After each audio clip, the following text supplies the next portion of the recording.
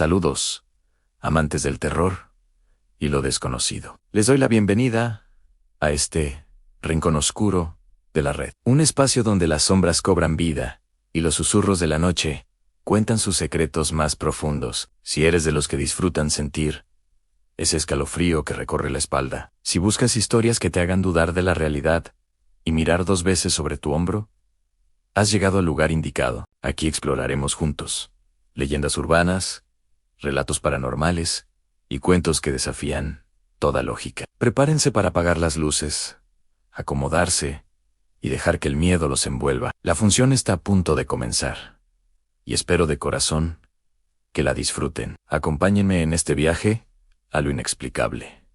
Empezamos. La luz de la vela. La luz de la vela parpadeaba, proyectando sombras danzantes en las paredes de piedra de la vieja sacristía. El padre Miguel, con sus manos nudosas aferrando un rosario desgastado, se inclinó hacia adelante. Su voz, ronca apenas un susurro contra el silencio. Dicen que los muros de esta iglesia guardan secretos.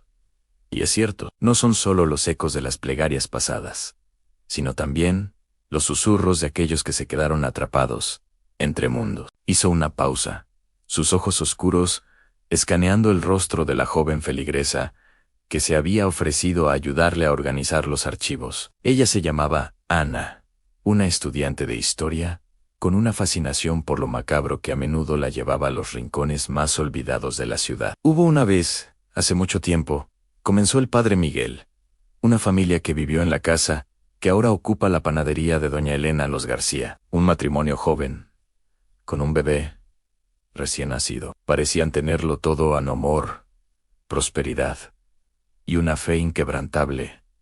Ana asintió, imaginando la escena, pero la desgracia, como una sombra silenciosa, se cernió sobre ellos. El bebé, un niño hermoso llamado Mateo, cayó gravemente enfermo. Los médicos no encontraban explicación, la fiebre lo consumía, y sus llantos se volvieron débiles, casi imperceptibles. La madre, desesperada, rezaba día y noche, pero las plegarias parecían chocar contra un muro invisible.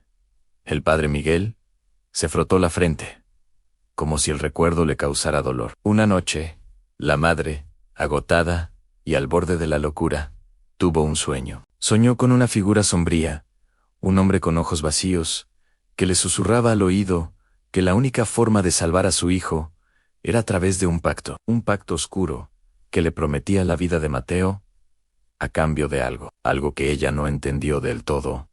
Ana se estremeció. Al despertar, la fiebre de Mateo había bajado milagrosamente. El niño respiraba con calma.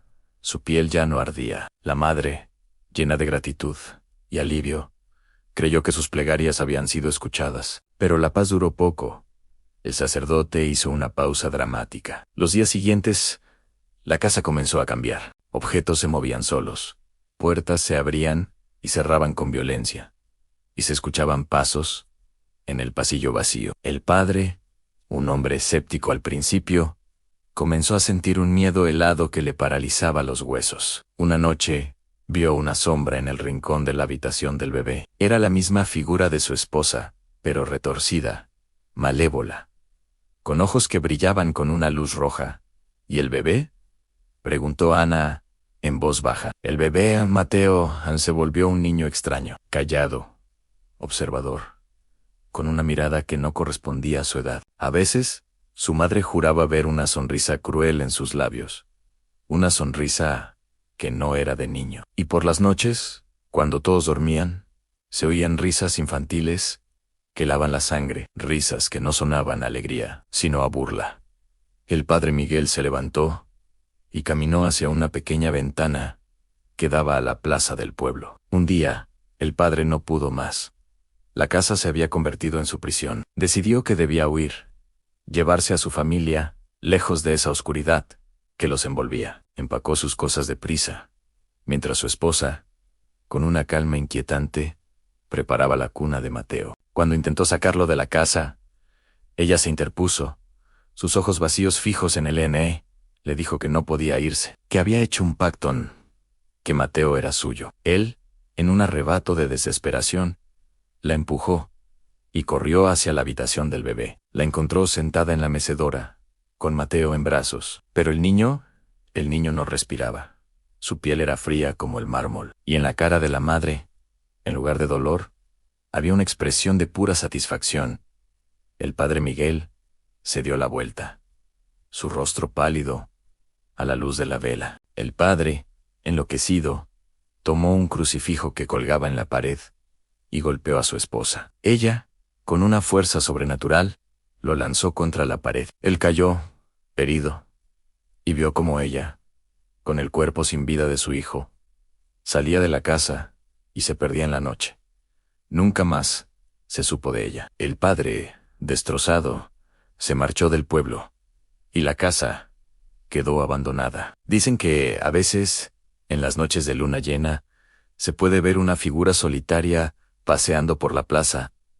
Una mujer con un bebé en brazos, un bebé que nunca llora. Ana tragó saliva. El relato del sacerdote, despojado de cualquier artificio, resonaba con una verdad escalofriante. Pero la historia no termina ahí, continuó el padre Miguel, su voz volviéndose aún más grave. Años después, un grupo de jóvenes, buscando emociones fuertes, se adentró en la casa abandonada. Querían ver si las leyendas eran ciertas. Uno de ellos, un chico llamado Javier, se burló de los temores de sus amigos. Dijo que todo eran cuentos de viejas.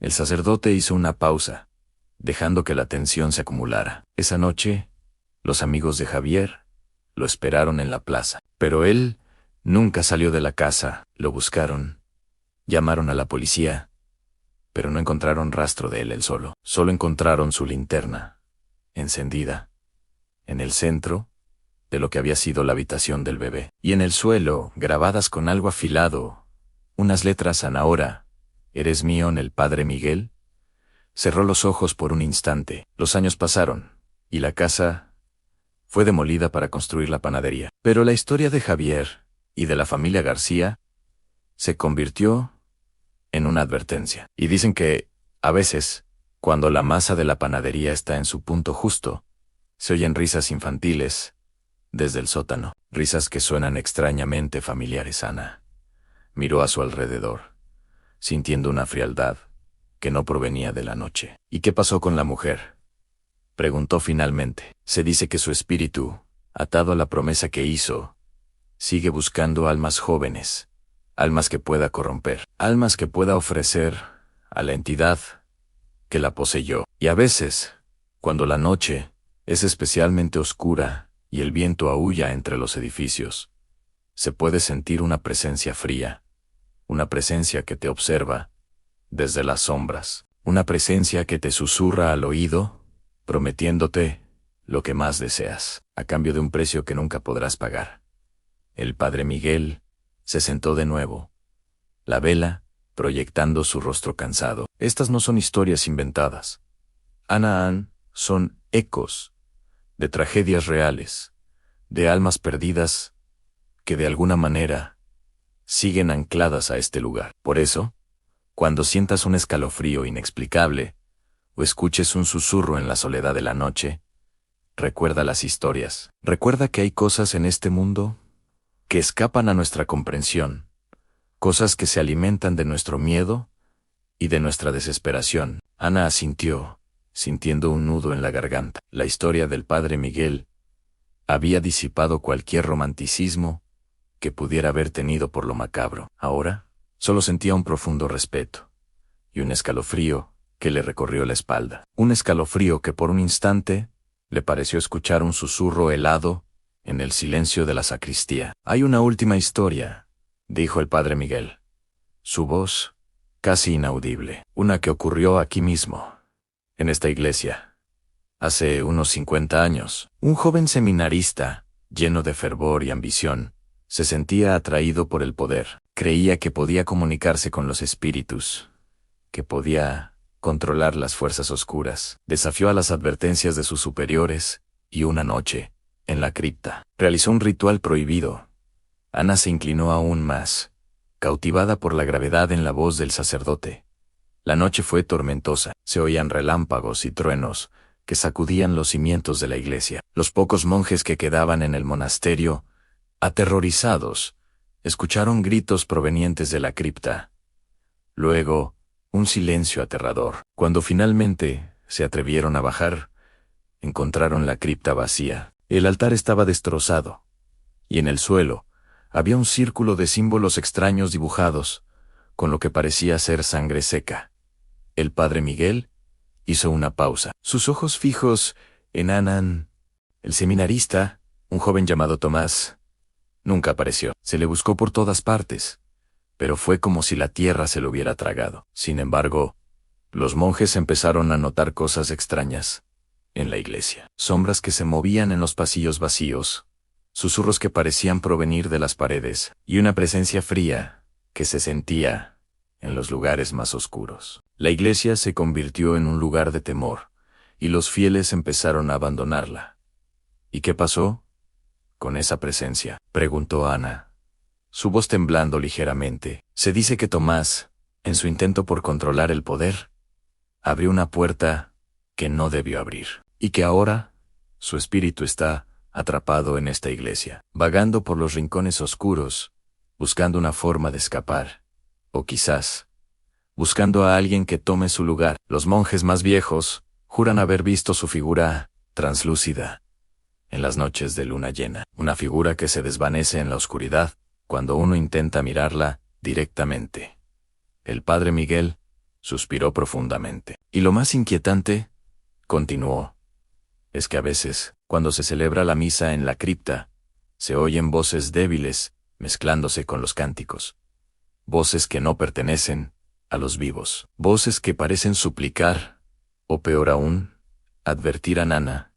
Se abrazó a sí misma, sintiendo un frío que no tenía nada que ver con la temperatura de la sacristía. Una de las sacristanas más antiguas, una mujer piadosa y de gran fe, juró una vez haber sentido una mano helada rozarle el brazo mientras arreglaba las flores del altar. Cuando se dio la vuelta, no había nadie, pero en el aire sintió un olor a tierra mojada y a algo rancio, como algo muerto. Desde ese día, la sacristana nunca más volvió a entrar sola en la iglesia después del anochecer. Y así, las sombras se retiran por ahora. Espero que esta historia te haya provocado más de un escalofrío. Si te gustó este viaje a lo desconocido, no te olvides de dejar tu like.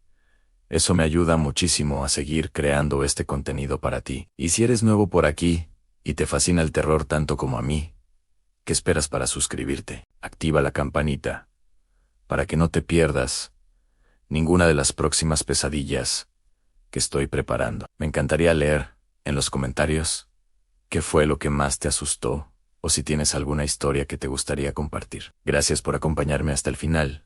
Nos vemos en la próxima oscuridad.